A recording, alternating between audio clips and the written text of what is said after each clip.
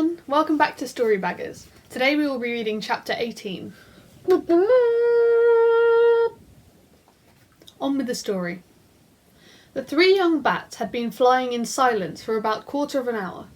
Bobble was getting tired, though he would never have admitted it to Boo, who was skimming effortlessly a few feet above the fields just north of Haventown. They had skirted around the town walls, thereby avoiding the need to fly over them or to enter the town and run the risk of bumping into the guards that patrolled the quiet streets. They had crossed the far field and were flying over the meadows to the north. If they raised their heads, they could just make out the jagged peaks of the Horrocks Heights on the horizon. For Bobble and Vesper, the days when they had played on these gentle slopes seemed like a lifetime ago. Tonight they were deadly serious. They were going to the heights, and it was entirely possible that they weren't coming back. Bobble's left wing was aching with the effort of keeping up with the vampire bat. Vesper was flapping gamely a little while behind, steady but slow.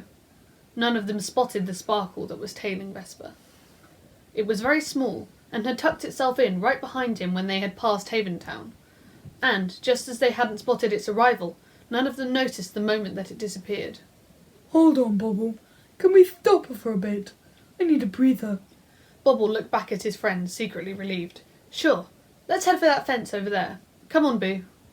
They hung themselves up and swung for a bit to ease out the aches and strains. Vesper seemed restless. "Are you hungry, Bobble? My tummy's rumbling like crazy. I can't stop thinking about cake." "You're always hungry, Big V. We'll see if we can find an apple tree at that farm over there. Look, it's just a minute away." "I suppose so. But what I really want is cakes. Warm ones, fresh from the oven. There's a baker's shop in Haventown. Maybe I should look in there and then I can bring you some fresh baked cakes." Boo, listening to this batty backchat, assumed that Vesper was making a joke and grinned. Bobble turned his head and looked at him searchingly. "My, what big teeth you've got. What are you talking about? They're not that much bigger than yours. Probably cleaner though, especially if you go about eating all that cake," Boo sniffed. Vesper had launched himself and was slowly flapping back the way they had come, seized by an overwhelming urge to bring Bobble some cakes, in a basket if he could find one. He wished he had a lovely swishy cape to wear too, a red one by choice, like a ripe cherry. If there was one thing Vesper liked, it was a nice ripe cherry. Or 10. Ignoring Vesper's departure, Bobble was still staring, fascinated, at Boo. "And you've got big ears. Now that's just rude, Fuzzy Face. Pack it in right now if you want me to help you." "And where's he going?" Boo's voice rose in frustration. "We haven't got all night, you know. I mean, cakes for Haven's sake. I didn't think fruit bats ate—" He stopped, mouth hanging open. Could it be? Hang on a minute.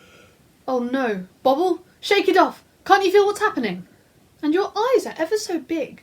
Really good for seeing me with, I'll bet. Bobble!" Realising the danger that they were all in if the three of them got swept away as the story unravelled, Boo knew that he had to nip it in the bud, so he did what any self-respecting vampire would do. He bit Bobble. Quite hard. He tasted a teeny bit like apple juice. Not bad. Just in time, Boo managed to stop himself from having another nip. Bobble squeaked, reeling from the shock. What did you do that for? Are you going feral or something?" Boo looked at him in satisfaction. It was just Bobble glaring back at him.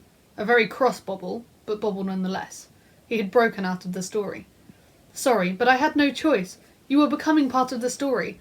I needed to shock you out of it." Boo discreetly wiped his mouth. "It was the quickest way." Bobble rubbed his arm. "Oh, that stings. Do you think I'm allergic?" "What story?" Then he noticed the empty space where his friend had been. "Where's Vesper?" "On a cake mission back to Haventown. No time to explain. You've had a lucky escape." Boo held up a claw to silence Bobble.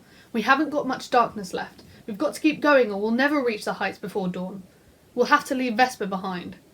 And so 3 became 2, and the shadow of the heights grew bigger, drawing the pair of them ever closer. Now, the thing to remember about stories is that, while they have you caught up in their plot, they have an incredibly strong grip. But once the chain of a story has been broken in one place, anywhere, then the rest of it will fade quickly away to try its chances elsewhere. And that is what happened to Vesper. Once Bobble had been bitten back into reality by Boo, then this particular story lost the plot, got bored, and wandered off, leaving a very puzzled Vesper flapping into Haventown, wondering what he was doing there.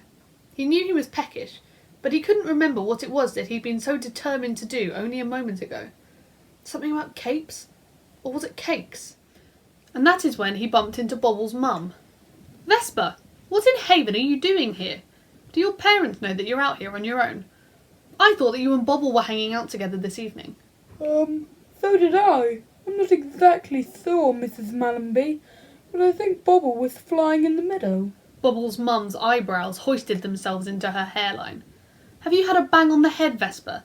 What do you mean you're not sure what you're doing here? And what in Haven is Bobble doing flying about in the meadow all by himself? Oh, he's not by himself. He's with that Nightcrawler. Now, that was not the most reassuring thing that Vesper could have said to Mrs. Mallenby. If he had told her that her only son was doing acrobatics off a whippy twig over a pit full of poison ivy and porcupines, she might have reacted more calmly. He's with what? Her shout drew attention from a number of passing creatures, including the large brown rat leading a security patrol in the shopping quarter of the town. Is there a problem here, madam? He stood up on his hind legs to get a better sniff at Vesper, who was hovering anxiously. I should say there's a problem. My son has been kidnapped by a Nightcrawler. Do something! Mrs. Mallenby, that's not strictly true. Boo is, well, I suppose he's our friend. Vesper considered for a moment, and yes, strange as it sounded, Boo was indeed their friend. He's helping us. And then Vesper remembered. He remembered what they had been planning. He remembered where they were going. And he knew that Bobble and Boo had had to go on without him into that dark and terrible place. Mrs. Mallenby, I think we should find Dr. Kamori. There's something I think he needs to know. Tomorrow's Story Baggers will be the last chapter, and Bobble and Boo are going to go head to head with Old Batwings. Till then, stay safe everybody, stay inside, and good night.